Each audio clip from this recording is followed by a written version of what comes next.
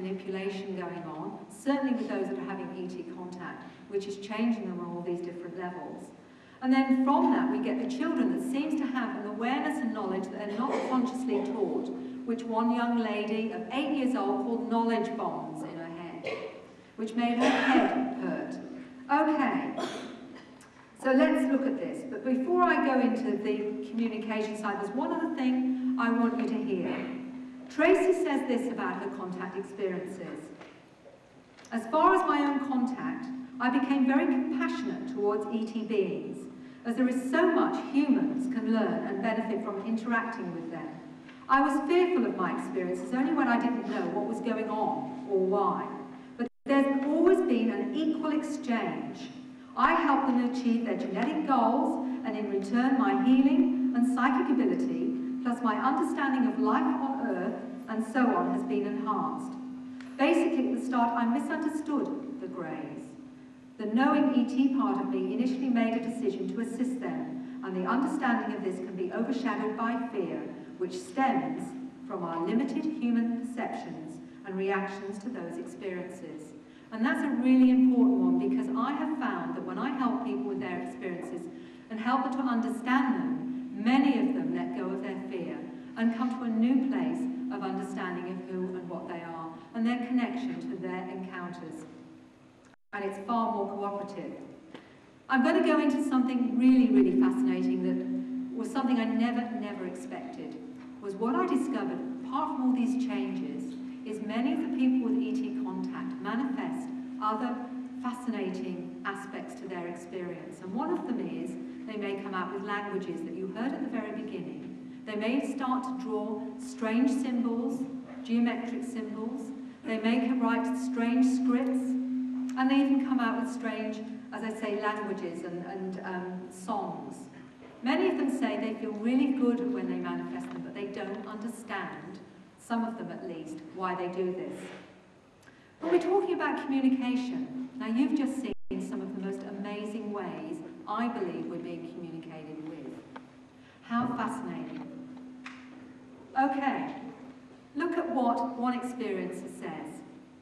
It should be borne in mind that the nature of extraterrestrial communications, that in a majority of instances, star visitors communicate with humans by telepathic transfer of mental images and concepts, rather than by words and speech. And I believe that, SETI and their radio telescopes, boy, they must be looking at us and having a real big joke. Oh yes, let's get the message sticks out again. You know? These people, these beings that may very well be our ancestors, are trying to communicate with us, but boy, oh boy, I think it's far more complex than that. This is a really interesting slide because this gentleman found one I'm going to actually show you the face here. There's the nose, there's the mouth, there's the chin, and there's the eyes. Can you all see that? This was imprinted on his body one morning when he woke up. What on earth is that doing on my body? Well, you might like to ask there.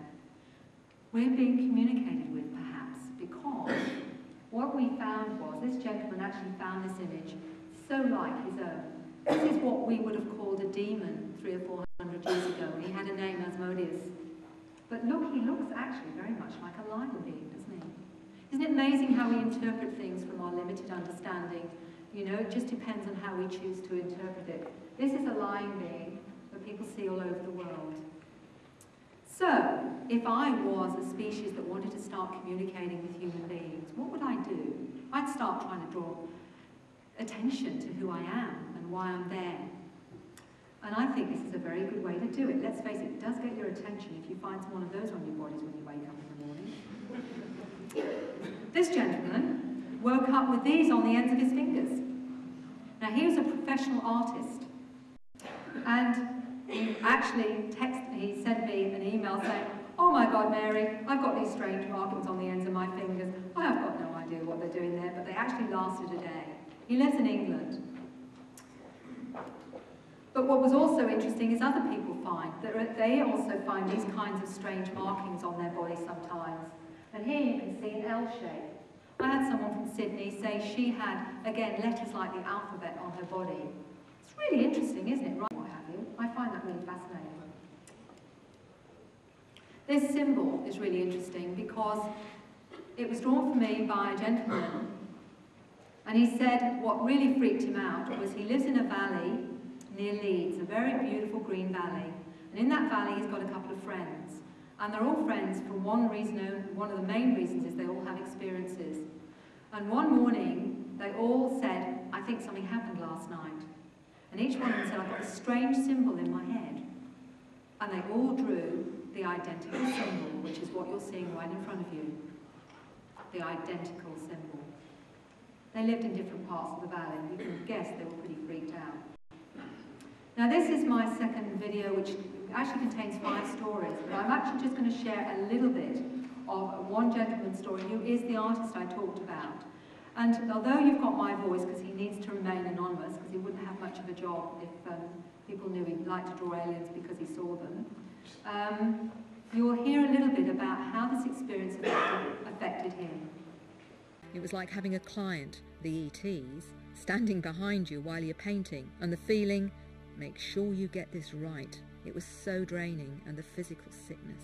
I could feel the energy coming through to get that imagery right, and the feeling of huge responsibility, part of my work, getting the information out there. I believe the timing of things makes most things come about. I found the abductions at the time slightly different. I was waking up with funny tastes in my mouth, like salty lemonade taste. Back in the UK is where the activity starts to get physical, with marks.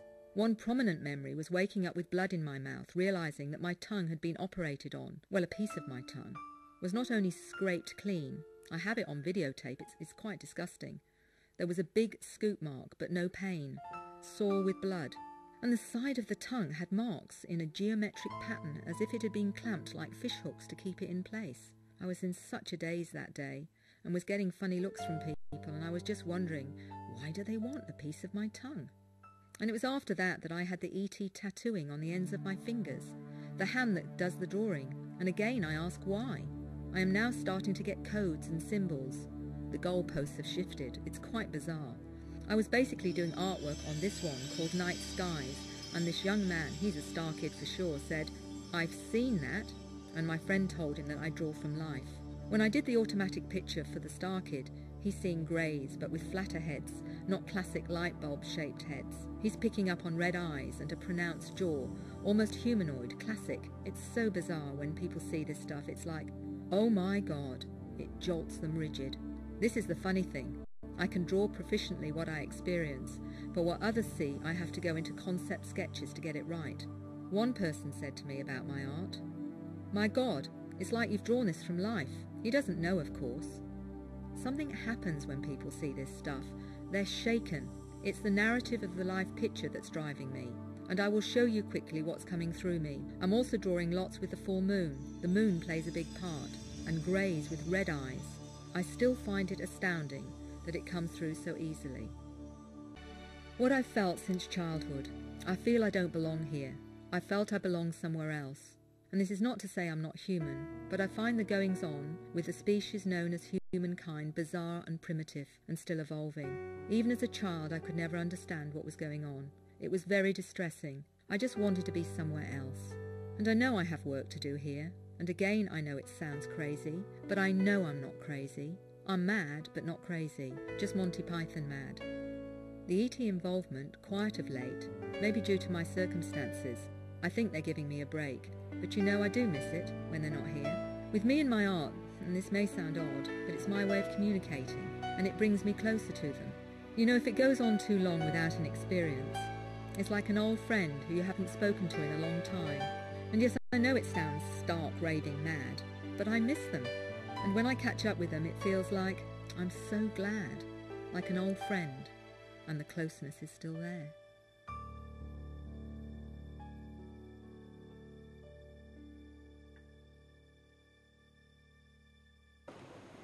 One of the other things that people do after experiences is draw sometimes or paint their experiences. This lady in America does paintings of some of her experiences. And she said of the paintings, all these paintings were done after a UFO abduction experience. She lives in Phoenix, Arizona. She calls them subconscious recollections. And she says this